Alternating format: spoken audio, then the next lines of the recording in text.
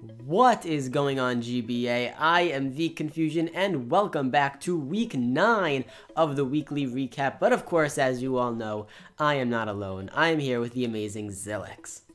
Sorry, GBA fans, it's Xilicks here. And we are now in week 9. After this week of battles, there's only 3 weeks left. So we are really getting down to the end of the season, starting to look at playoffs. Of course, you guys have been, I'm sure, looking at the playoff picture. So it is very exciting. But the battles are not over. We still have this week and 3 more others before we get into the playoffs. So that is really exciting.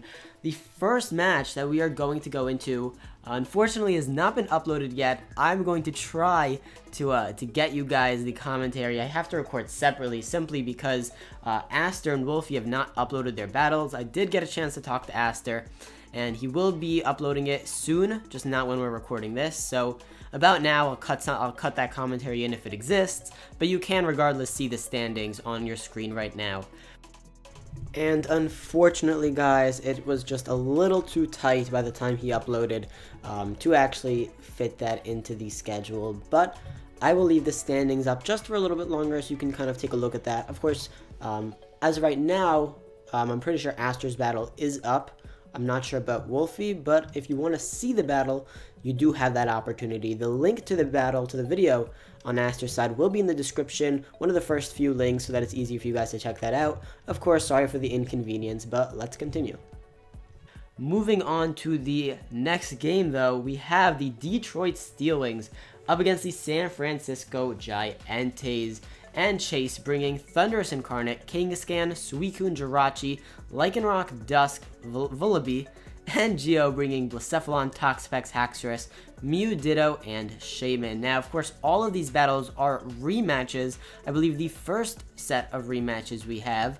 And so that's really exciting as you guys take a look at how these teams decided to counter prep for each other, whether they lost or they won, because that can make a lot of big impact. So really going to be interesting to see how all these teams are going to build. And if you just look at Chase's team, it's fairly different. I mean, Geo also changed a few things up, I believe bringing the Ditto over the Doug Trio. But other than that, it's a pretty similar team. I need to mute my Discord notifications. Yay, because I'm stupid and didn't do that. Oh, he's uploading now, looks like, so. Oh, well, we'll get to that later. we'll get there. We'll get there. Regardless, though, let's look at the beginning of how this game turned out, because it was quite the performance from Chase's side.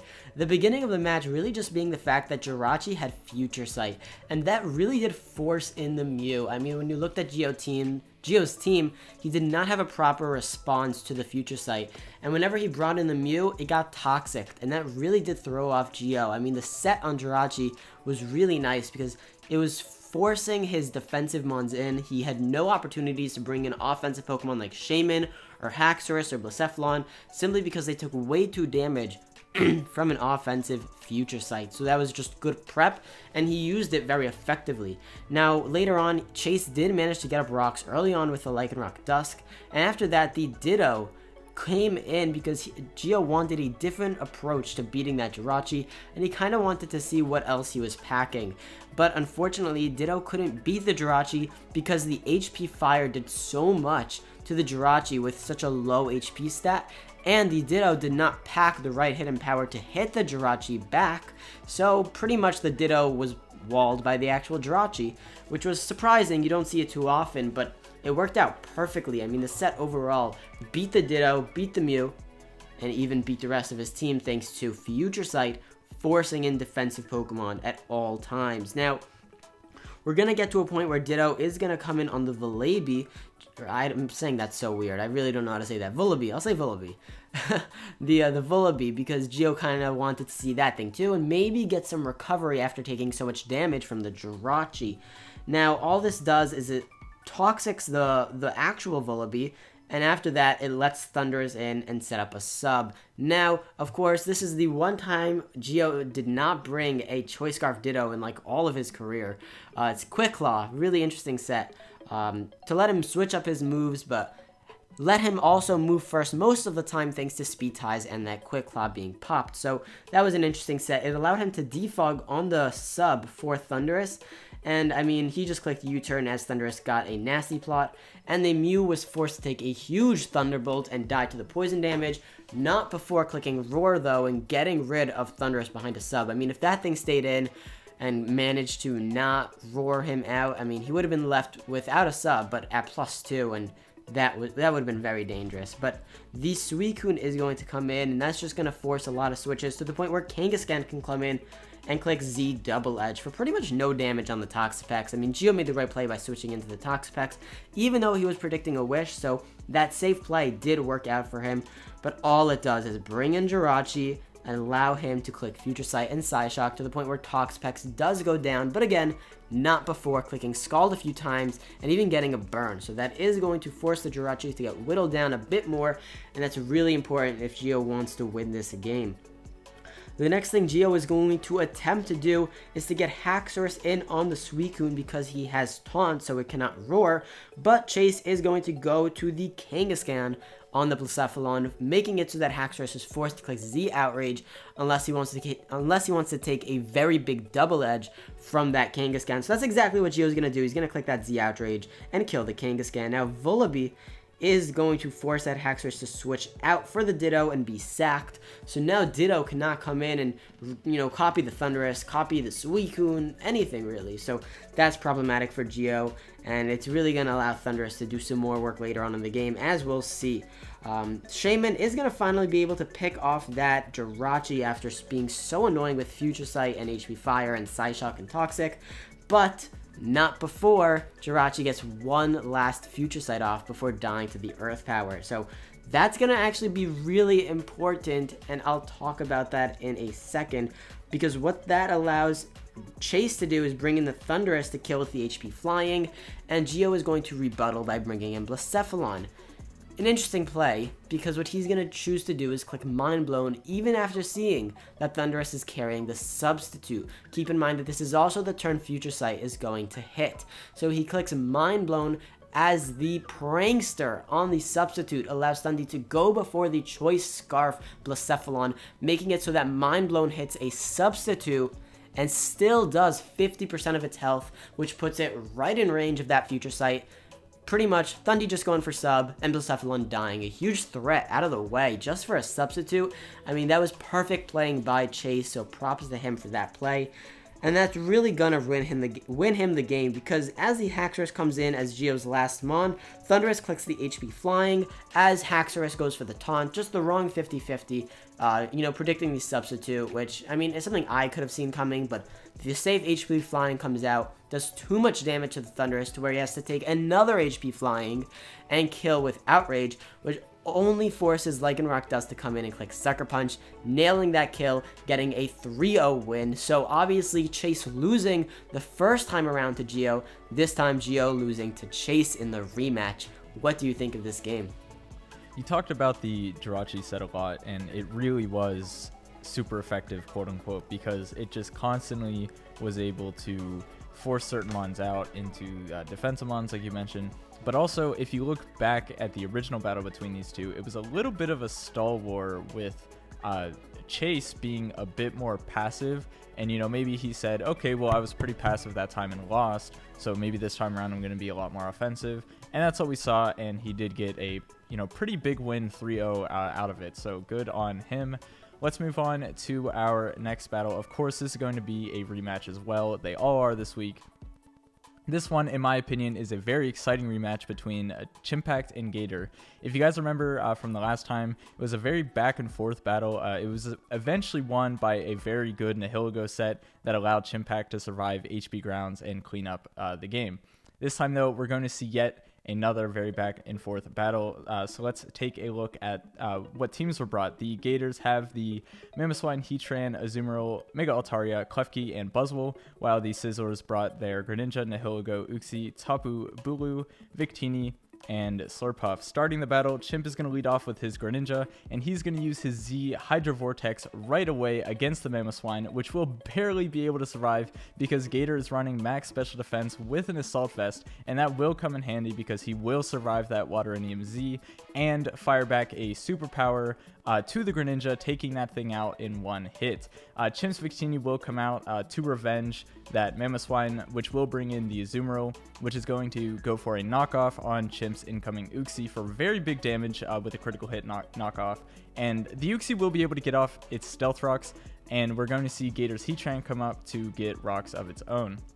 Chimp is then going to U-turn on that Heatran back to his Victini to Focus Blast. This will catch the incoming Altaria, which is going to be able to resist taking that Focus Blast well. However, Chimp is running a wide variety of coverage, and he will be able to hit that Altaria on the following turn with a Glaciate to lower its speed. If in case it tries to go for a Dragon Dance, then obviously the Glaciate speed drop will allow for the Victini to continue to outspeed. However, Gator is packing the Agility, which will make the Altaria 1 point faster since it's +2, which will give him an Earthquake damage. However, it's not going to be enough, and another Glaciate will take down that Altaria. However, Victini is now in range of the Azumarill, and that will go for an Aqua Jet and revenge kill the Victini. Chimp is then running a special set on his Tapu Bulu, which will work out nicely as he predicts the Buzzwole to try to switch in, and he goes for a Dazzling Gleam, taking that out right away. However, Gator will be able to bring in his Heatran to claim 2 kills in a row against both the Tapu Bulu and the Slurpuff, and at this point, Gator's prep will continue to shine since his Klefki will be able to stop the Nihilego and go for a Psyshock, which will be able to take that down. And then the Uxie is unable to do anything to that Klefki, so Chimp is going to forfeit, giving Gator the 3-1 win. And just like the previous week where there was a forfeit, the official score is going to be 3-0 in Gator's favor. There won't be any extra kills awarded, however, the Uxie will be given the death. Yeah, unfortunately to see another forfeit. We've seen, I believe, one other one in the league, and you know, it's never encouraging to see. It's better to just finish it out, but once you see that you can't really finish out the game and there's no hope, I mean, it's understandable. You don't want to waste anyone's time, but we take that into account and make sure differential and everything is accounted for the winner, and you know, that's how it is. But overall, I mean, the way Gator played around Chimp's team and responded to everything appropriately really did allow him to pick up that win without sweating too much. So, I mean, props to him. So, let's just jump into the next game, which is one of the more exciting rematches that I think is going to be interesting to talk about. I mean, we have the Bronx Bearticks here up against the Kansas City Jirachiefs. We have Jolt versus Joey. And, I mean, the way this battle goes down is really fun and very analytical. So, I want to get into how it all works.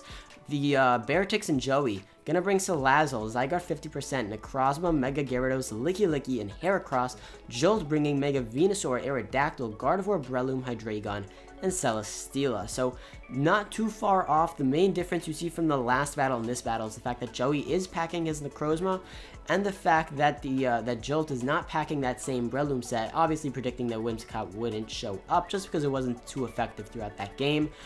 So those are the big main changes. Let's talk about what actually happened this match. Turn 1, we have the lead of Venusaur versus Zygarde. The Zygarde is going to just switch out. Venusaur gets a Leech Seed on the Licky. Licky is going to click Knockoff and get rid of the Life Orb on the incoming Breloom. Breloom going to click Spore into Sleep Talk Heracross and is going to do around half to the Mega Venusaur with Mega Horn, getting that Sleep Talk hit and just doing so much because Sleep is boosted by the Guts ability. So that is going to give him a big Mega Horn. He is going to be forced to Synthesis, and that only brings in Necrozma. But that's really just going to lead to a few doubles in which Salazzle is going to be able to switch in on Gardevoir's Toxic. Super risky play, but I mean, made sense, right? Gardevoir is not going to click a Psychic type attack on a Necrozma, so switching into the Salazzle was decently safe, especially 4 times resisting Moonblast. And being able to take a Shadow Ball if that was the case. So, I mean, just good play on his end. Bringing in Salazzle to sub and Toxic the Aerodactyl. And that Toxic is going to play a big role in weakening that thing. So, we'll see how that plays out. Gyarados is going to come in eventually and is able to Dragon Dance into Waterfall against the Gardevoir, but don't forget that Gardevoir has Trace and was able to trace the Intimidate from that Gyarados before Gyarados Mega Evolved. So getting that Intimidate really did help mitigate the damage Mega Gyarados was going to do after a Dragon Dance, allowing it to survive the Waterfall, which it normally wouldn't be able to do if it wasn't packing Trace. And that does force the Gyarados to take a very big Moonblast, but of course Mega Gyarados has an amazing special defense, so it's able to take the Moonblast and Ice Fang on the Breloom double, just doing a ton of damage to that thing. Joey gonna make a super safe play into the Necrozma on the very obvious Mach Punch and take no damage, and just being able to outspeed and kill that Breloom just because it was going to die to the rocks that was set up by Necrozma earlier on. So I mean, the way he played with that thing was amazing, because Necrozma being able to pick off Breloom was very, very nice for things like the Mega Gyarados and even the Zygarde. So, oh, and also the Licky Licky. So, I mean, getting rid of that was a great play. Hydreigon, though, as you can see, big problem for the Beartex, is able to come in and pick off that Gyarados, as Joey's going to choose that for his sack, as we'll see a few sacks come into play this game. The next thing you're going to see is the Venusaur with the Roars. Now, this is probably the highlight of the match, in my opinion, of course, is the fact that Venusaur was carrying Roar. I say that's so weird. Venusaur was carrying Roar, and that rhymes. The reason that's so big is the way Wish worked. Licky Licky was setting up Wishes, and the way Joey switched around his team to take advantage of Roar to make sure certain Pokemon were healed up made it so that Joey never lost enough health on Necrozma to where Celesteela ever became a problem, to where Mega Venusaur ever became a problem, to even where Hydreigon ever became a problem. So, I mean, the way he played with that was great. What happens is Venusaur does Roar 2 times into Necrozma, as Joey chooses to switch out twice, not revealing the Photon Geyser just yet, making Jolt very confident in the fact that he's packing Heat Wave over that Photon Geyser. I mean, just the mind game was amazing with those plays. And that really, all that ends up happening is the second double switch allows Joey to switch out into the Zygarde onto the Gardevoir and to kill that Gardevoir. So now Gardevoir isn't even a problem for things like the Heracross, like the Salazzle, like the Zygarde. So the way he played with that also really well. That does allow, again, Hydreigon to come in. Joey's going to pick his sack of choice, which in this case is going to be the Sleeping Heracross. And Necrozma just takes another big Draco to kill off that Hydreigon with the Signal Beam. So now a lot of big threats on Jolt's team are going down to just the overall bulk and power that Joey has brought to this team. Again, we see Roar coming into play because Licky Licky is going to click Wish, as Venusaur is going to click Roar the next turn, Joey making an outstanding play and switching directly into the Zygarde, because it is the only Pokemon that wouldn't appreciate the Wish, so that when Venusaur did click Roar, it would force him into one of the Pokemon, such as Licky Licky, or the Necrozma, anything like that, even the Salazzle, to take that Wish. And that's what happens. We do see that Necrozma come in, get full back up to health, and give a huge Photon Geyser to that Mega Venusaur, bringing it super low and directly into extreme speed range, which is going to be something of note later on. Joey eventually doubling into that Zygarde on the Aerodactyl switch in as Salazzle was brought in. So switching into that Zygarde really put him in a great spot because it allowed him to click 1,000 arrows on the Earthquake, which did pretty much nothing. Zygarde then does enough damage to bring Celesteela low enough because it is adamant and banded that 1,000 arrows, remember, it's not super effective because it's still a flying type. It first brings you down on a neutral hit and then does super effective damage. So Celesteela being able to take the 1,000 arrows, click Autotomize, Joey sacks off the Licky Licky, brings back in the Zygarde, and clicks Extreme Speed twice to kill both the Celesteela and the Venusaur to pick up a 3-0 win. So a game that was very much in Jolt's control last time they battled. It was now very much in Joey's control. I mean, this was the first showcase, I think, ever in the league type format of Joey preparing for a battle that he's already had. I mean, this didn't happen in the what was it called? UCL. UCL. Thanks, Xilicks. This did not happen in the UCL. That was more of like a 15-week format. This is the first time he had to counter prep for a team he already prepared for. And the way he prepared for a team like Jolt's, I mean, you can see that he knows how to do what he's doing, and if that comes back into play when it comes to the playoffs, we'll know exactly what kind of mindset Joey's going to be in, and we know it'll be a good one. So, a really interesting game to watch. What did you think, Xilicks? Yeah, so we are seeing Jolt in a little bit of a downswing here, losing the past 2 matchups, which honestly I do not think a lot of people are expecting, especially because of how dominant his victory was against Joey whenever he previously battled him, and then also whenever Aster beat him. You know, it was a coach who previously had lost the majority of his matches, so definitely not something that a lot of people are expecting. As far as this actual matchup goes, Zygarde 50% putting in the work was really great to see.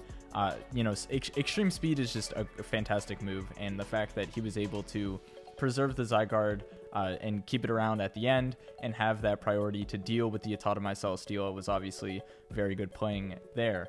Moving on to our next matchup, we are going to have Tom and the San Jose Sharpedos versus Pokemon and the New Orleans Pelipers.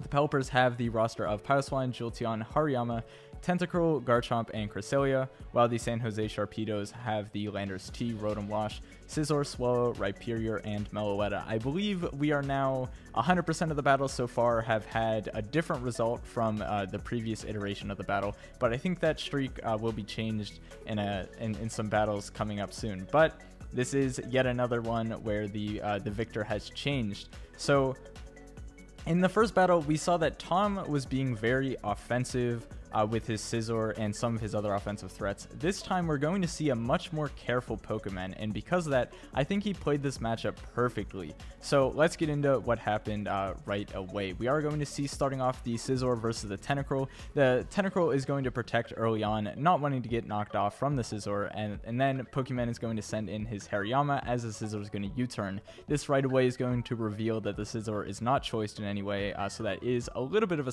sigh of relief for Pokemon.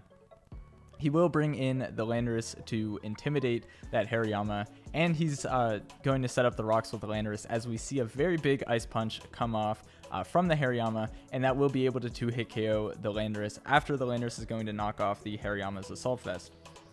This then, however, will bring in the Swallow to revenge kill with the Boom Burst, but then not needing the Hariyama anymore, John is just going to bring in his Piloswine, and now we're going to see what will kind of start to spell the end for Tom, as Piloswine is going to get up his rocks, and then he's going to Toxic the incoming Rotom, and John is going to wear down and eventually kill 3 different Mons on Tom's team with Toxic, which Toxic is honestly his best option in this battle because he's afraid of a setup Rhyperior, he's afraid of a setup Meloetta. But anyways, let's talk about how he's going to wear them down first. So we are going to see the Piloswine in on the Rotom. He's going to leave it on the Rotom, a bit of a risky play, but the Rotom is going to go for the Volt Switch. He's then going to bring in the Tentacruel on a Hydro Pump and then protect on the Volt Switch. At this point, Tom knows it's probably his best option just to hard swap the Rotom, or he could potentially try to Hydro Pump the potential incoming Piloswine, but he is just going to hard swap to the Meloetta. But this is the same turn that Pokemon is going to bring out his Piloswine, which is great for him because Meloetta is not able to set up a substitute, as Piloswine can easily break the substitute with an Earthquake. Tom is then going to bring in the Scizor to knock off that Eviolite from the Piloswine, but the Scizor is unable to take 2 Earthquakes, and it will go down to the Piloswine's second Earthquake.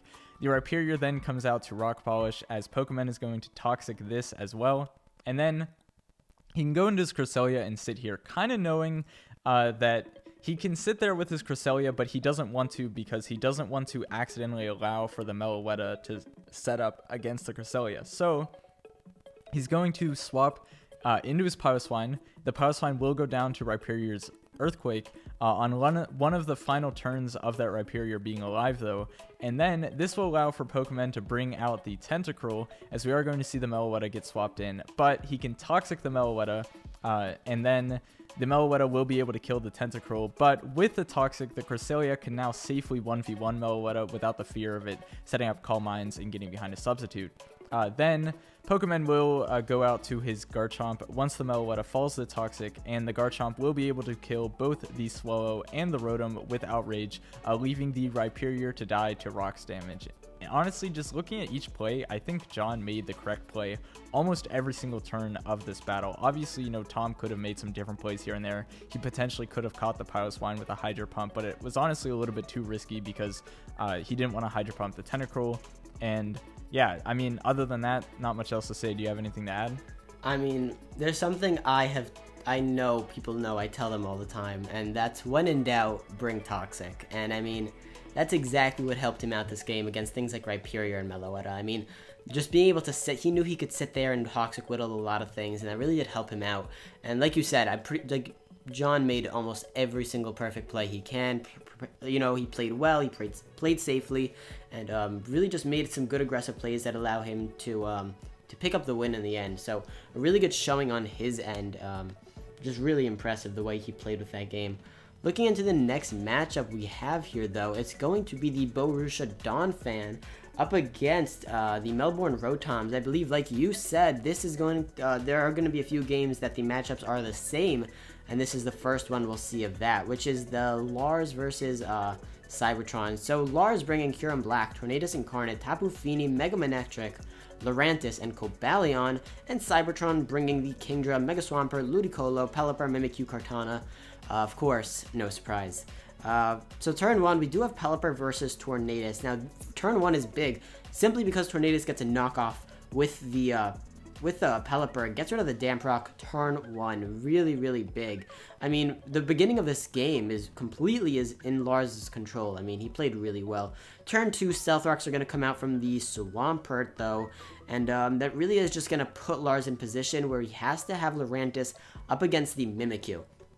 Now, unfortunately for Lars, he's gonna miss this Leaf Storm, or, you know, again, fortunately for Cybertron, that Leaf Storm is gonna miss, which allows Mimikyu to set up a Swords Dance and 2 KO Lurantis with his Shadow Claw. But of course, Lurantis is gonna be able to hit a second Leaf Storm just to get off the, just to get rid of the Disguise, which is gonna help him out because Cobalion just comes in, takes a very, you know, not too harmful Shadow Sneak, doesn't do too much to the pretty defensive Pokemon in Cobalion, is able to kill the Mimikyu with Iron Head, thanks to a little bit of the Life Orb chip that allowed him to do that. Now, Cobalion overall is going to be probably the MVP of this match, but just because it comes in on the Kartana actually comes in on the Cobalion, and is going to click Sacred Sword after clicking Substitute a few times. Now, the reason this wasn't a good play was not only because the Cobalion had a Choppa Berry, but of course I'm not going to blame him for that, he didn't know, but more so the fact because Sacred Sword has a unique ability to ignore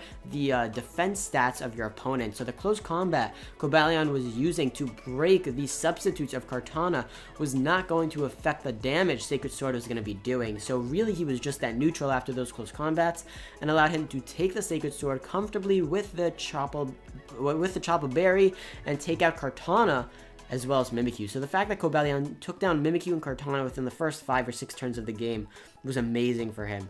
And even after that, Cobalion still manages to get Stealth Rocks up on the Pelipper double to Swampert, of course, Cybertron fearing the Volt Switch, and that's really just going to put him in a great position because Pelipper and everything else is now forced to take Rocks damage, and you'll see just that little bit of chip is going to put a lot of things in certain ranges, and that will help out Lars. Really, after a while, the Swampert is going to come in with the Rain. The Tapu Fini is going to wall it out to a certain extent. Of course, Lars does not have Lurantis anymore, so he's going to have to use Tapu Fini a bit to stall out the Rain, since it has Protect. Take an Earthquake, quick Protect, something of that nature. He then switches into Kyurem Black as the Rain peters out, which is going to really be useful because once there's no more Rain, Kyurem Black can outspeed and pretty much roost stall the Mega Swampert just a bit.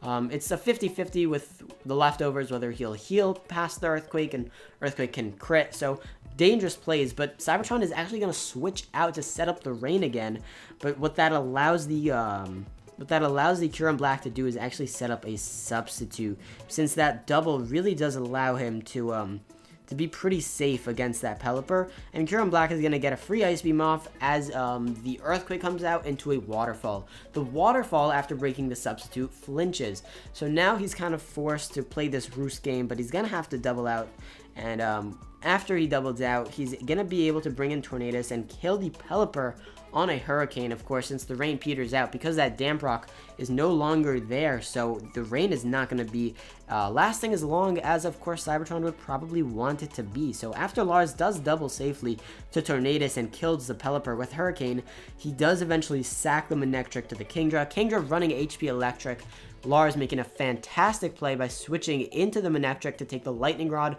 and, of course, waste one turn of that rain.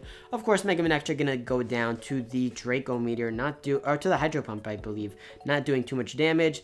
And eventually, the Tapu Fini is gonna be able to help out and take a few hits to, of course, stall out the rain, to which rain no longer is an issue because, of course, Pelipper was knocked out by the Hurricane.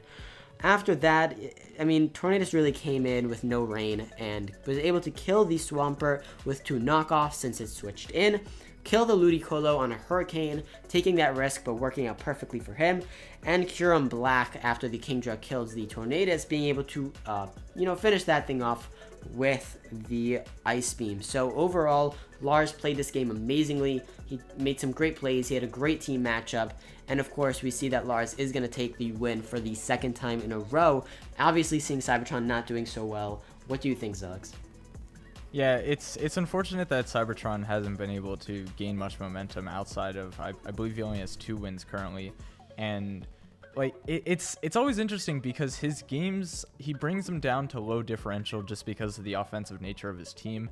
But at the end of the day, once he's no longer able to set up the rain, he loses all of that offensive pressure. So obviously, the Pelipper goes down. Eventually, the Kingdra and the Swampert and the Ludicolo no longer have rain, and the Tornadus is able to deal with it. So that's just kind of the nature of the beast. Teams have adapted to be able to prepare for rain, and they obviously have the mindset of get rid of the Pelipper, stall out the rain turns, keep your rain switching alive, and that's the simple formula. So we have seen that again this week. A narrow 1-0, but definitely in Lars's favor due to just how he was playing. Obviously put him above. So let's move into our next matchup. We have Monotui versus Necro Stevo. This is yet another matchup that has the same result as the previous time. Last time, I believe we saw Mono get towards the end of the battle in kind of a sticky situation as he didn't have many of his offensive mons left, but he was able just to sit there with Gliscor and Registeel and kind of toxic stall the Shadows' team down, where we are not going to see that type of playstyle again. However, this battle was still very narrow, being the 1-0. The Luxrays have the roster of the Keldeo, Weavile, Rotom Cut, Slowking, Gliscor, and Registeel, while the Shadows brought their Tyranitar, Rotom Heat, Mega Alakazam, Araquanid, Lycanroc, Dayform, and the Stoutland. So starting off the battle, we see the Tyranitar against the Rotom Cut. Necro Stevo right away is going to bring in his Rotom Heat, as Rotom Heat is honestly a pretty good switch into the Rotom Cut. However, the Rotom Cut is going to constantly be Volt switching, this time going into the Keldeo. The Keldeo then is going to be hard swapped to the Rotom Cut as we see the Araquanid come out. But Necro knows that he can live a hit from this Rotom Cut, and he's going to attempt to heal up with a Leech Life. However, the Keldeo will be brought back in, and that Leech Life is not going to do much damage. However, Mono is then going to Secret Sword, assuming a swap, but this will result in him getting toxicked by the Araquanid, and then a bit more swapping will happen until it is again the Keldeo versus the Araquanid. The Araquanid will be able to take a hit from the Keldeo, and because of that, the Keldeo is going to be taking extra damage from the Toxic and the Sand, and that Keldeo is going to be worn down to a very low amount of HP. It will be able to take down the Araquanid, but one more hit of Poison will finish it off, and because Necro knows this, he's going to go into his Alakazam, take a Scald, set up a substitute, and that Keldeo is going to go down to a Toxic. So now this Alakazam is sitting pretty freely behind a substitute, and he's going to Focus Blast the Registeel, which will be a 2-hit KO on the Registeel. However, Mono is going to pivot around the Alakazam as best as he can, so he is going to go into Slowking to take a Focus Blast. A Signal Beam will be fired off, but it won't be enough, and the Slowking is going to be able to take down that Alakazam. This gives Necro a chance to set up the Sand, as Mono is going to bring in his Rotom Cut on that Tyranitar and take it down with a Z Bloom Dune. So again, dealing with weather teams, once the Weather Setter is gone, it's just a matter of wearing down the rest of the Mons and waiting for the weather to go away, so obviously you can deal with the potential sweepers a lot better. The Stoutland will come out though with that sand boost to its speed. It is going to revenge kill the Rotom Cut, and then it's going to get huge damage off against the Gliscor, taking an Earthquake of its own, but he will be able to 2-hit KO that Gliscor with the Ice Fang. Mono is then going to bring out his Weavile, and Necro, knowing that a priority move is most likely coming, he's going to swap to his Lycanroc to have the faster priority with the Accelerock. And then he assumes that the Registeel is probably going to come out, but he didn't want to Drill Run, as I believe Drill Run did not have the chance to knock out the Weavile. So he does use the Splintered Storm Shards as it's kind of a middle ground play, and it will bring the Registeel in range of the Drill Run. So Necro, in his mind, he's thinking, okay, well, he may try to preserve his Registeel, and he thought maybe there would be a Protect, or maybe he would swap, and Necro is going to swap to his Stoutland, which will result in him losing it because we did not see either the Protect or a swap. The Registeel is just going to take down that Stoutland, which is unfortunate, as the Stoutland had a decent chance of winning him the game with there being an extra Mon to sack for later on. But the Lycanroc will come back in to finish off the Registeel. It will die to the Slowking, however, and the Rotom Heat will at least be able to take the Weavile down, but the damage that the Weavile did will put it in an easily revengeable position from the Slowking, ending the battle in a 1-0 favor for Monotui. Yeah, I think you commentated on this game really well. The unfortunate, double switch into Stoutland, losing that thing did not help him at all, and I think really sealed the deal when it came to Mono's victory in this game. But I believe because of the whole Aster and Wolfy fiasco, you have one more game to go through. Yep, so for our next matchup, we are going to have the San Diego Chimp Chargers versus the Columbus Chew. The Chargers have the roster of Empoleon, Mega Pinsir, Silvally, Tapu Koko, Magmortar, and Gligar, while the Columbus Chew have the Hippowdon, Excadrill, Sneasel, Mienshao, Mega Gardevoir, and Fearow. Here we have yet another entertaining match from Envy and yet another loss from Coach Z. However, I do think it is worth noting that Coach Z started off this match playing a lot better than what we've seen from him. That, however, quickly went downhill, as you can see that the score is a 6-0. So, let's see where things went wrong in the battle for Coach Z. Starting off, he was controlling momentum very well, U-turning to his Sneasel when the Gligar is brought out, and then obviously either doubling to his Mienshao or threatening out that Gligar. The Mienshao being brought in on the Silvally, and the Silvally is not going to want to stay in on that, so that's going to bring Envy to take his Gligar back out, and then the Mienshao is just going to continue U-turning on the Gligar to the Sneasel. And we see this pattern go on for a little bit. However, eventually Envy is going to get control because he's seen what Coach Z has been doing, and it's kind of just been a chain. So he then is eventually going to be U-turning with his own Gligar and Tapu Koko. And eventually he's going to land on that Empoleon, and we all know what this Empoleon is capable of. We're going to see him Flash Cannon against a Hippowdon, expecting the Gardevoir to be brought out, which does happen. He is going to hit that Gardevoir with a huge Flash Cannon. The Gardevoir then is going to attempt to Thunderbolt. However, the Empoleon is going to be carrying the Protect, and it will Protect on the first Thunderbolt, and then Envy, assuming that we would most likely see a Hyper Voice or a different move come out, he is then going to stay in with the Empoleon, and the Thunderbolt does not happen. It is going to be the Hyper Voice, and this will result in the Gardevoir getting knocked out by Empoleon's Surf. Then Coach Z is going to bring in the Mienshao and try to high jump kick against that Empoleon, but it is going to have the Protect, so it is going to take a bit of damage there, but then the Gligar is just going to be brought back in, and this will result in more pivoting between the Gligar and Empoleon. The Empoleon is able to keep the rocks off the field. The rocks are occasionally being set by the Hippowdon, and the Empoleon will eventually be pushed into the Torrent range, allowing it to get the kill on the incoming Fearow, because the Mienshao is going to U-turn, puts the Empoleon down to the Torrent, it goes for the Surf, and the Fearow is going to go down.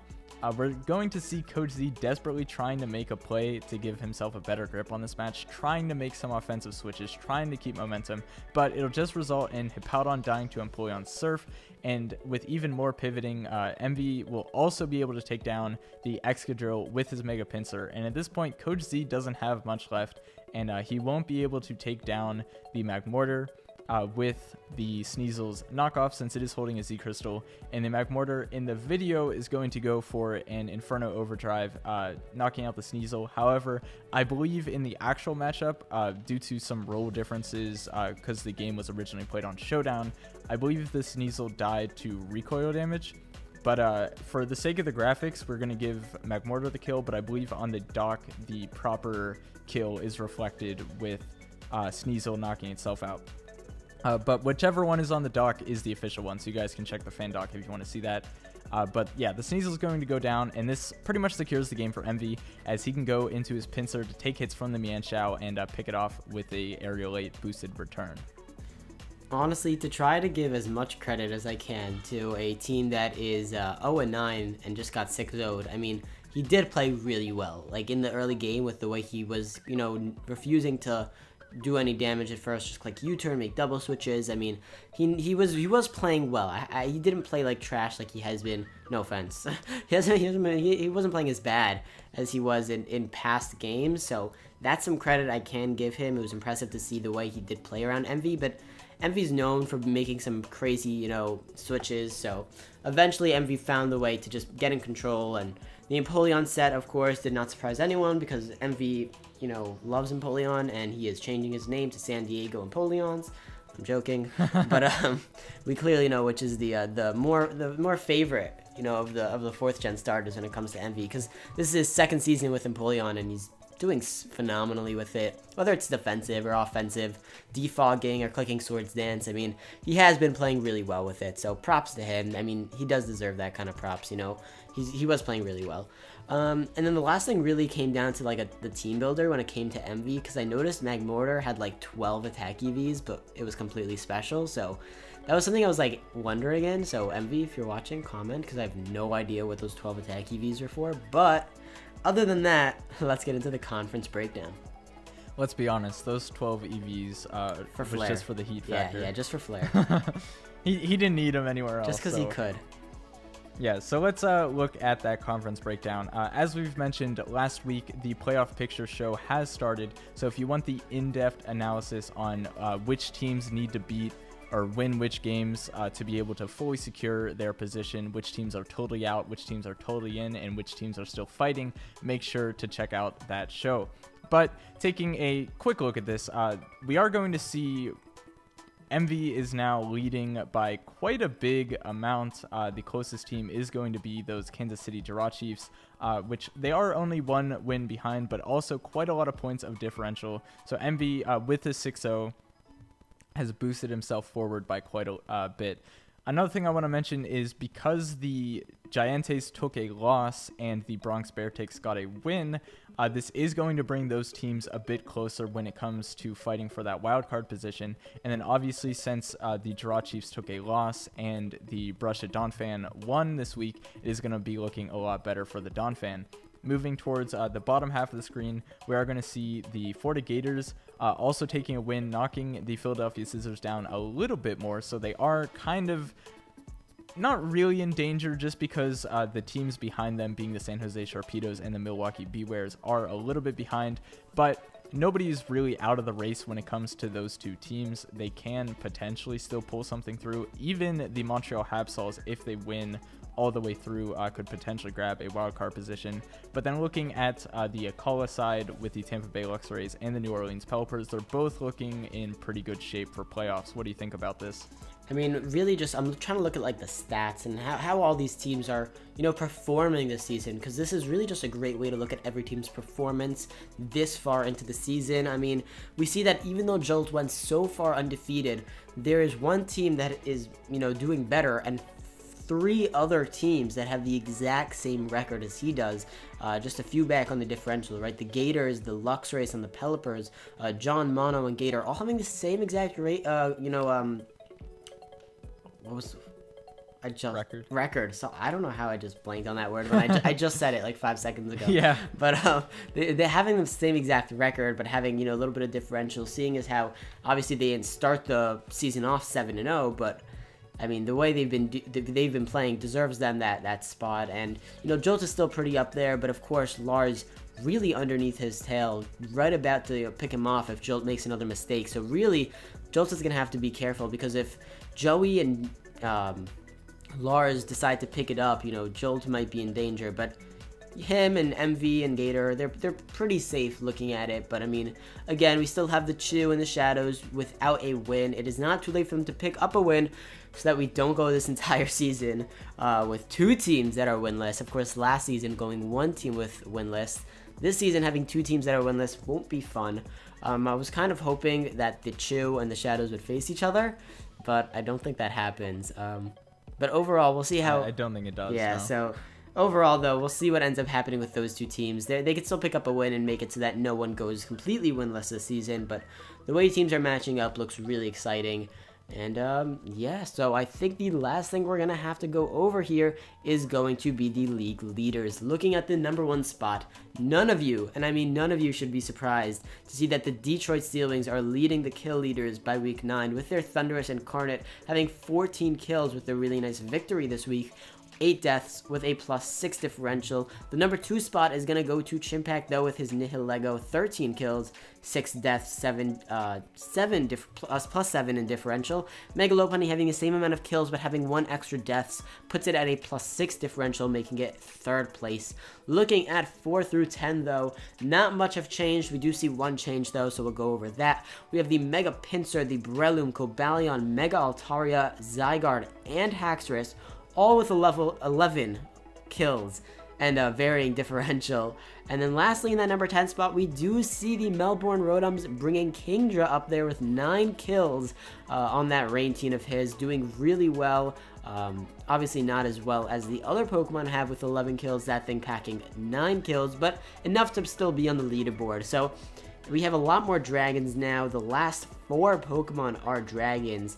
So we do have a number of dragons here. We do have a number of fighting types here, having 3 fighting types on the leaderboard. Overall, a lot of really big threatening Pokemon. Nothing you wouldn't expect to be here, so really exciting to see that. What are you thinking? So one other thing is the Zygarde 10% is no longer up here, but the Zygarde 50% is up here, snagging quite a few kills this week. It did propel it to the #8 spot, tied with everyone else, obviously, except for the deaths. But yeah, I mean, there's not much else to say about these league leaders. A lot of the Mons, we've been seeing them week to week in relatively the same amount of position. But with everything being at 11 and the top only being at 14, this could change up, you know. And it's weird to say that there's only 3 weeks left, but we could be looking at an entirely different list in those 3 weeks, or we could be looking at the same list by the end of the season. So I'm definitely looking forward to see what ends up happening here. Yeah, I agree. I mean, any one of these Pokemon from 1 to 9 could easily just grab a few more kills than the others and make their way to the #1 spot. So I couldn't agree more. This is still anyone's game, unlike the playoffs. But yeah. So I mean, that's going to be really exciting. This is the real race this season. Exactly, the real race. No one cares about playoffs. It's all about league leaders. We want to see who's gonna destroy the league. But yeah. So if you guys are excited for the double-digit 10. Week 10 coming up next week with only 3 more weeks to go. If you guys are excited, please let us know, and we will see you guys next week. Peace. See ya. Sweet.